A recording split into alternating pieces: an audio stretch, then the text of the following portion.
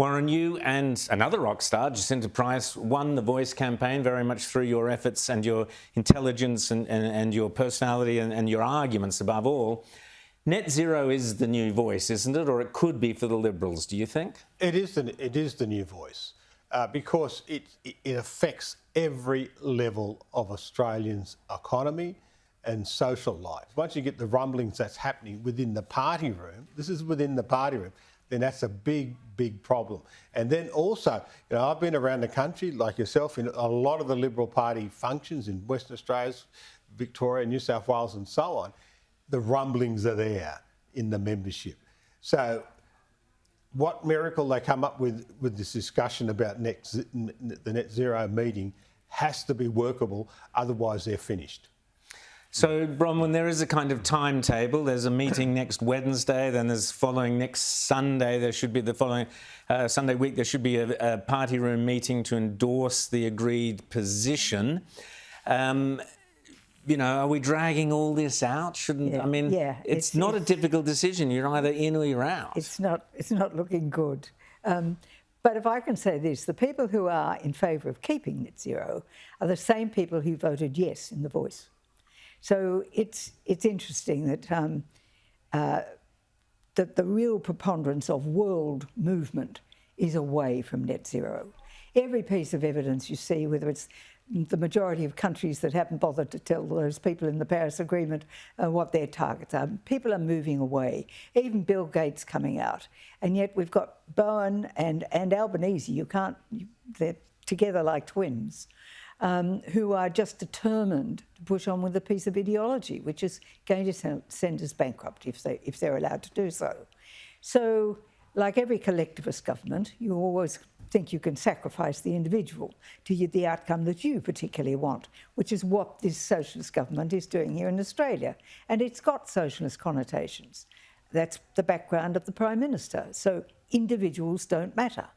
But unless we get to the stage where we get rid of net zero and say gone, then you will not be able to attack the government because fundamentally you're in agreement with them. Once it's gone, you can say from every aspect of those three words the Nats came up with, which I thought were very good: cheaper, better, fairer. You can say, well, this is a cheaper way we'll get electricity. This is a fairer way we'll get electricity. This is a better way of achieving what's good for the country. There are so many opportunities to get in there and attack them. But they've got to be definitive about it and say, this is our position, now we're going forward. So, Warren, One Nation seems to be cleaning up all those. There are a lot of people deserting the Liberal Party and heading over to One Nation. We've seen that in membership of One Nation. We've seen that in opinion polls, up to 15% for One Nation. Is it conceivable that the Liberal Party and the Nats can win those people back, and how do they do it?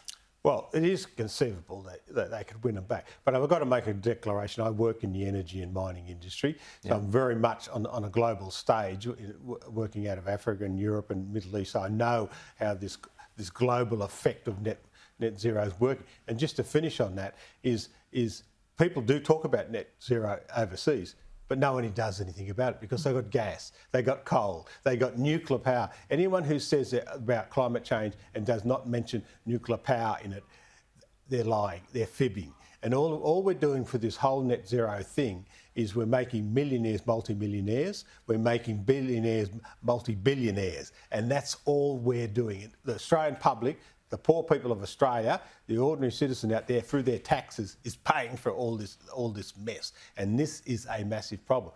So what we've got to do, what the Liberals have got to do, is actually they have got to drop the issue of net zero, because the fight is not going to finish if they don't do that. As Bronwyn said, it's going to continue and continue and continue, and it's death by 1,000 cuts. And when when you're having a communistic approach, like we want to fix things, so we have a meeting and then another meeting and then another meeting. All you do is, if you're trying to design a horse, you end up with a camel, and they're going to be the people within the party are hungry for us to take it up to the Labor government. And they're starving for it, but they're being let down by the leadership, let down by this, and the leadership needs to get the cudgel out Absolutely. do the 2 work. seconds, Bronwyn. Well, Warren, I think what we've seen is that there is an understanding in Australia growing that we cannot go on the way we are. Absolutely. We see that the facts coming out that more and more people say, pause, stop, let's have a mixture of sources. You heard it from the rock stars there, Bronwyn and Warren. Abandon net zero. Thanks so much for coming on.